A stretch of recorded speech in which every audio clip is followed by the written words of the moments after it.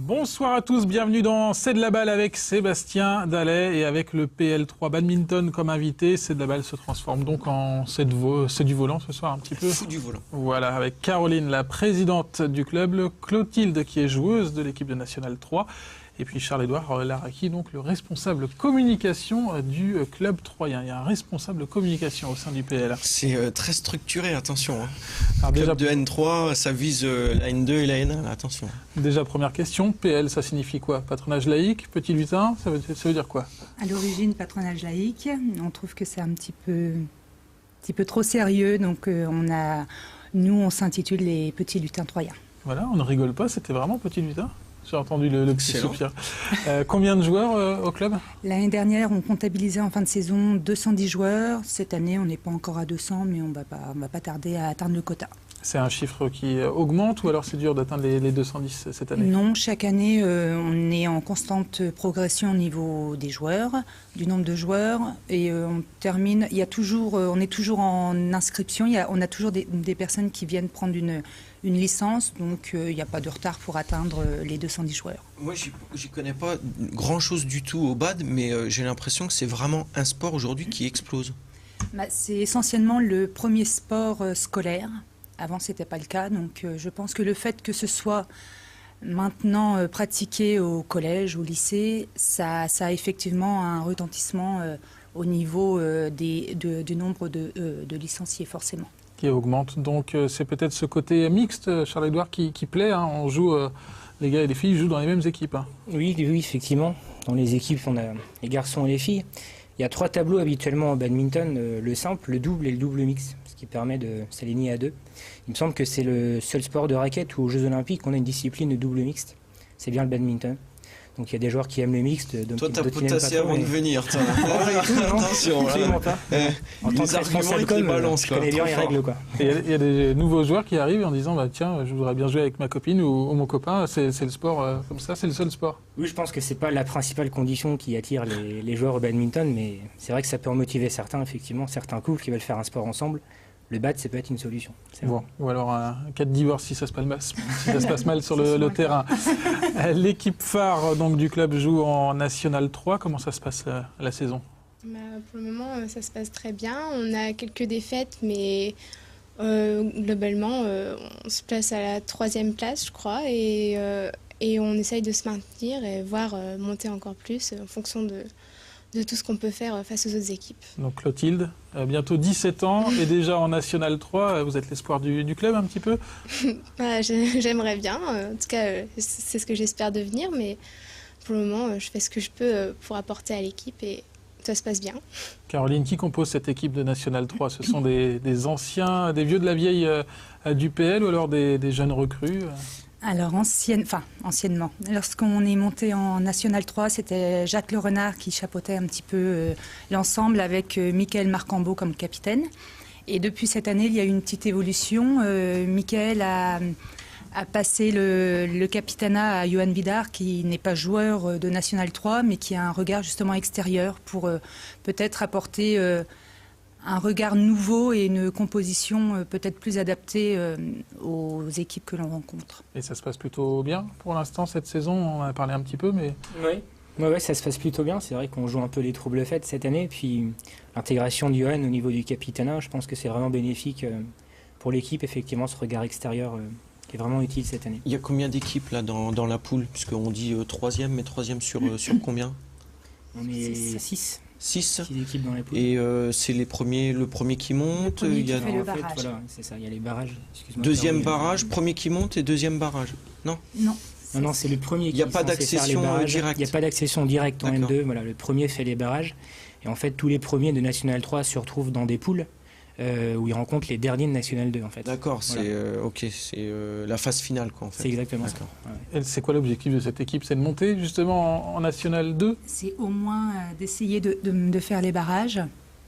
Pour cette année, là pour le moment, on est effectivement 3e ex aequo avec le 2e. On espère que les prochaines rencontres se passeront bien et qu'on arrivera à la première place pour essayer de voir ce qu'est effectivement de faire le barrage. Ouais, de l'ambition. Mais de l'ambition, oui, il faut. Donc on peut Avec de la survoler. jeunesse, il faut avoir un petit peu d'ambition. C'est bien, c'est bien. On peut survoler toute la saison et puis finalement à la fin perdre en barrage. Ne pas monter en National 2, oui, sur 12 équipes qui postulent à National 2, il n'y en a que 6 qui peuvent justement évoluer en National 2 l'année d'après. Avec un derby à venir le week-end prochain contre Bar-sur-Aube. Voilà. Avec une victoire lors du match aller, il y a un sentiment de revanche du côté des Bar-Albins. Peut-être, c'est vrai que la victoire de 3 était assez large, 6-2 au match aller. Il est 2-3, on le rappelle. Non, mais faut lire ciel, donc 6-2. Après, bon, si on prend les matchs individuellement, le score peut paraître sévère pour nos amis Bar-Albins. Comme, il balance tout de suite, ça se passe déjà sur le plateau de télé, quoi. Non. Et donc effectivement, Bar-sur-Aube aimerait sa revanche, d'autant plus qu'ils ont jamais gagné contre le PL en National 3. Et on remet une couche, voilà. Ça, j'avais 2 choses à dire, donc c'est fait. Ça promet d'être une rencontre passionnante. Bon, Clotilde, c'est le genre de rencontre plus intéressante que les autres. Comment vous voyez ça dans une saison? Oui, forcément, avec les relations qu'on peut avoir avec ce club, c'est toujours intéressant de se montrer et de s'illustrer par rapport à un club aussi de l'Aube. Et donc nous montrer encore supérieur. Suprématie départementale. Qu'est-ce qui vous plaît dans ce sport, dans le badminton? C'est un sport très physique, très... Qu'est-ce qui vous plaît? Oui, c'est un sport qui peut allier tant l'endurance que l'intensité. Et j'aime bien ce côté-là, pouvoir se dépenser un maximum. Et puis c'est un côté un peu ludique, le jeu avec les points, tout ça. C'est un sport très agréable et attractif. Le sport de raquette, vraiment type. Il y a d'autres équipes, j'imagine, au PL? Oui, alors on a une équipe en Régional 1, une équipe en Régional 2. Et cette année, on a inscrit 3 équipes en départementale et une en loisirs. C'est quoi le profil type d'un joueur de badminton? Il y a vraiment le côté très sportif pour jouer en compétition, alors il y a le côté loisir. C'est un sport de plage l'été, le badminton, de pelouse plutôt. J'ai rarement vu du badminton sur les plages, mais... c'est un semblant de badminton. Ouais, voilà. C'est simplement une raquette et un volant, et on appelle ça du badminton. Il n'y a pas un morphotype précis? Non, après, effectivement, au moment où on évolue en National 3, il faut être... quand même un petit peu entraîné, un petit peu endurant, et puis avoir une certaine technique. Lorsqu'on évolue en championnat de départemental, on peut, on va dire, allier le côté loisir au côté le fait de faire un petit peu de compétition. Ça peut effectivement être... on peut faire les deux, être loisir et pratiquer de temps en temps, on va dire, une petite compétition de temps en temps. La taille doit y faire quand même beaucoup, non? Non, absolument pas. En National 3, on a eu des joueurs comme Michael Marcambeau qui est assez grand, et on a eu des joueurs comme Jacques Le Renard qui est relativement petit. D'accord. Non, parce que pour se matcher, plus on est grand, plus on peut rabattre le volant. Il faut sauter aussi. Détente, oui, tout à fait, mais ouais. C'est une question. Quand on est grand, c'est avantageux quand même. C'est avantageux, oui, parce qu'on a plus de mal à... C'est ce qui me manque aussi. On a plus de mal à lober, mais voilà, après, il n'y a pas de profil type. Bon, de l'extérieur, on a l'impression que c'est un club qui vit vraiment bien. C'est le cas aussi à l'intérieur du club? Oui, c'est vrai, belle ambiance dans le club. Plutôt sympa, on le ressent au niveau des tournois, notamment le nôtre qui vient de se passer. Rien qu'au niveau de l'organisation... on peut vraiment sentir cette bonne ambiance dans le club, et c'est vrai que ça peut nous aider à l'image de la National 3 qui fonctionne bien. Justement, ça permet de construire des grands rendez-vous comme ce tournoi international. C'était le week-end dernier dans l'agglomération troyenne. Caroline, c'est important pour l'image du badminton, pour l'image du club aussi d'organiser de tels événements? Pour l'image du badminton sûrement, du club aussi, puisque le tournoi que nous avons fait ce week-end était une très grande réussite pour notre club, vu qu'on a reçu le numéro 1 français, qui ne se déplace pas énormément en France, et on a eu la chance de l'avoir. Donc je pense qu'effectivement, ça contribue à donner une très bonne image du club et du badminton. Clotilde, ça s'est passé comment le tournoi organisé par le PL pour vous? Pour moi, plutôt bien. J'ai gagné dans ma catégorie préférée, donc le simple. Donc je suis plutôt contente et j'espère que ça va continuer comme ça dans mes résultats personnels. Et sinon, comme disait Caroline, au niveau de l'organisation du tournoi, ça a été très intéressant. J'ai pu aider aussi tout le club au niveau de la buvette, à aider tout le personnel. Donc la recette, c'est la buvette pour gagner le tournoi en simple. Elle s'exprime bien, c'est bien, bien. Préciser que c'est la seule joueuse de l'Aube qui ait gagné justement ce week-end. Et le passage du numéro 1 français, qu'est-ce qui le séduisait là pour venir à 3 comme ça? Je pense que c'est la date qui correspondait, on va dire, à son planning, puisqu'il fait les championnats de France, je crois, dans 15 jours. Et il voulait reprendre un petit peu de compétition, donc ça s'y prêtait en tout cas très bien. Le but de ce tournoi, c'est de devenir une date incontournable sur le calendrier français, le tournoi du PL. Disons que le tournoi ne cesse de grandir en fait au fil des éditions. À sa création, c'était seulement un tournoi régional. Aujourd'hui, c'est un tournoi européen, c'est la 11e édition du tournoi.